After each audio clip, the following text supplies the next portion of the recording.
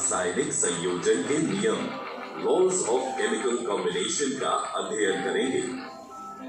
दोस्तों, हम जानते हैं कि तत्व संयोग करते हैं, लेकिन आप में से कुछ ये जानने के इच्छुक होंगे कि तत्व कैसे तथा क्यों संयोग करते हैं, और जब तत्व परस्पर संयोग करते हैं तब क्या होता है। हमारी तरह ही वैज्ञानिक भी ये सब जानने के लिए इच्छुक थे। इन वैज्ञानिकों में से एक ऐसे वैज्ञानिक आंतोआ एल लवाजिये ने रासायनिक संयोजन के 2 महत्वपूर्ण नियमों को स्थापित किया, जिसने रासायनिक विज्ञान को महत्वपूर्ण आधार प्रदान किया।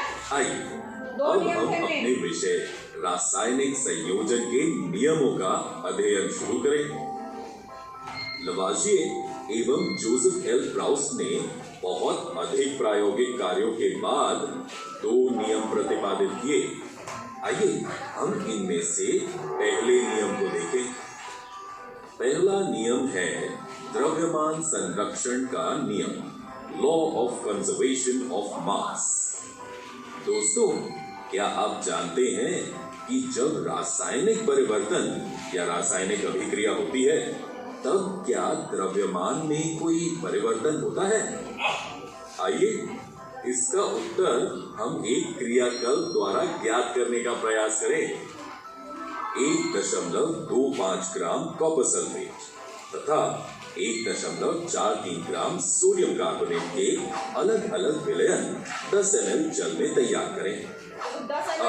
सोडियम कार्बोनेट के विलयन को एक शंक्वाकार फ्लास्क में लीजिए एवं कॉपर सल्फेट के विलयन को एक छोटी परत नली में लीजिए।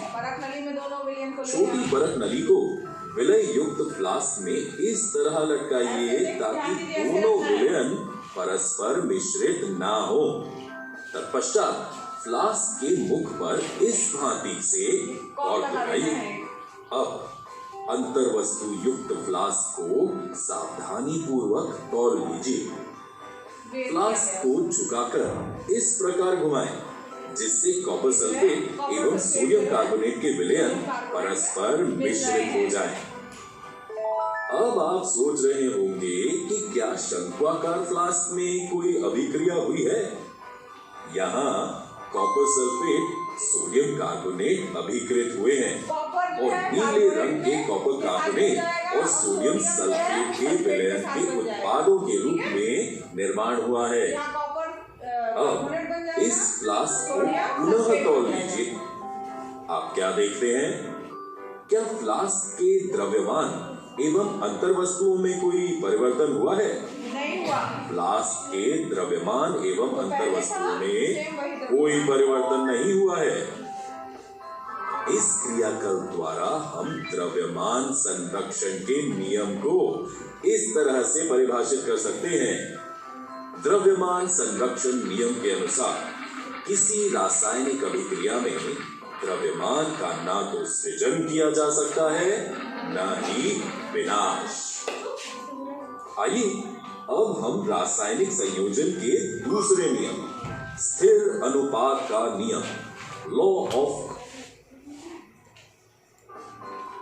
आइए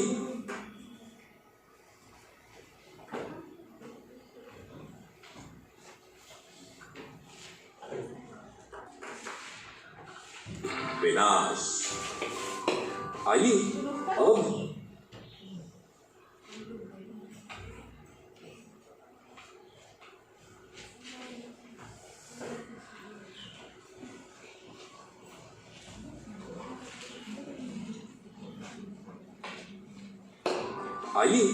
अब हम देखो, द्रव्यमान संरक्षण का नियम ये कहता है कि कोई भी अगर मान लीजिए रासायनिक अभिक्रिया हो रही है, ठीक है, तो उसमें ना तो जो द्रव्यमान है, जो हमने जो भी चीजें ली हैं, ठीक है, जो भी सॉल्यूशन लिया है, उनका द्रव्यमान यानी उनका वजन, एक तरह से कहा जाए भार, जो कि वेइंग स्केल में नापा गया था, वो क्या रहेगा? स्थिर रहेगा। उसको ना तो हम बढ़ा सकते हैं, इसको और ज़्यादा भी नहीं कर सकते हैं और ना ही कम कर सकते हैं। तो यहाँ पर द्रव्यमान जो है उसका ना तो हम सृजन कर सकते हैं, ना ही हम उसको नष्ट कर सकते हैं, वो स्थिर रहता है। यही है द्रव्यमान संरक्षण का नियम, जो कि पहला नियम है। और इम्पोर्टेंट नियम है। अब दूसरा नियम है स्थिर अनुपात का नियम। तो स्थिर अनुपात यानी इसमें अनुपात जो हमने मिलाया है उसका अनुपात भी जो है वो स्थिर रहेगा। तो क्या है कोशंस के बारे में जाने। अब यहाँ पे एक और यदि हम एक्सपेरिमेंट है। एक बर्फ नली में झरने और झील से 10-10 ml जल लें, पानी लिया है आप दो बता अलग अलग सकते स्रोतों हैं से, कि इन दोनों बर्फ नलियों में हाइड्रोजन एवं ऑक्सीजन के द्रव्यमानों का अनुपात समान है? कितना अनुपात जी होता है हाँ। इसको याद है? आप पाएंगे कि एक दोनों अनुपात है बर्फ नलियों के जल देखो इसमें में क्या हाइड्रोजन निकल जा रहा एवं है। ऑक्सीजन के द्रव्यमानों का अनुपात 1/8 ही है। Very good. इसी ना? तरह तो यहाँ दोनों चाहे अनुपात जल चाहे का कहीं से स्रोत मिले। कोई भी हो, आप देखिए। पाएंगे कि जल में हाइड्रोजन एवं ऑक्सीजन के द्रव्यमानों का अनुपात सदैव 1/8 ही रहता है। ठीक है। इसी प्रकार यदि 9 ग्राम जल का अपघटन करें तो सदैव 1 ग्राम हाइड्रोजन तथा 8 ग्राम ऑक्सीजन ही प्राप्त होगा। ठीक इसी तरह लवाशिए एवं अन्य वैज्ञानिकों ने इस बात पर प्रकाश डाला कि कोई भी यौगिक 2 या 2 से अधिक तत्वों से निर्मित होता है। यौगिक तभी इस बनेगा प्रकार जब प्राप्त दो यौगिकों तत्व में दो हो या इन दो से तत्वों का ज्यादा हो। अनुपात स्थिर होता है, चाहे इसे किसी स्थान से प्राप्त किया गया हो अथवा किसी ने भी इसे बनाया हो। आइए हमेशा इसका स्थिर एक रहेगा। और उदाहरण देखें। यदि हम अमोनिया का उदाहरण लें तो पाएंगे ये भी कि बताया गया था अमोनिया हमारे समय NH3 में अमोनिया नाइट्रोजन एवं हाइड्रोजन द्रव्यमानों के अनुपात सदैव 14/3 के अनुपात में विद्यमान रहते वेरी हैं। गुड, यही है। चाहे अमोनिया किसी भी प्रकार से निर्मित हुआ हो या किसी भी स्रोत से लिया हो। ठीक है। इन उदाहरणों से स्थिर अनुपात के नियम की व्याख्या होती है, जिसे निश्चित अनुपात का नियम भी दोनों कहते कहा हैं। जाता है स्थिर अनुपात या राउस ने निश्चित अनुपात। इस नियम ये याद को रखना। इस तरह से परिभाषित किया था, किसी भी यौगिक में तत्व सदैव एक निश्चित द्रव्यमानों के अनुपात में विद्यमान होते हैं।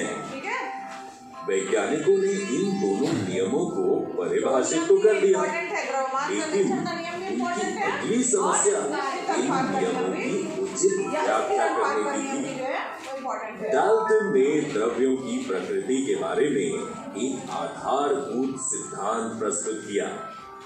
डाल्टन ने द्रव्यों की विभाज्यता का विचार प्रदान किया। डाल्टन ने भी द्रव्यों के सूक्ष्मतम अविभाज्य कणों को परमाणु का ही नाम दिया। डाल्टन का ये सिद्धांत रासायनिक संयोजन के नियमों पर आधारित था। डाल्टन के परमाणु सिद्धांत ने द्रव्यमान के संरक्षण के नियम एवं निश्चित अनुपात के नियम की युक्ति संगत व्याख्या की।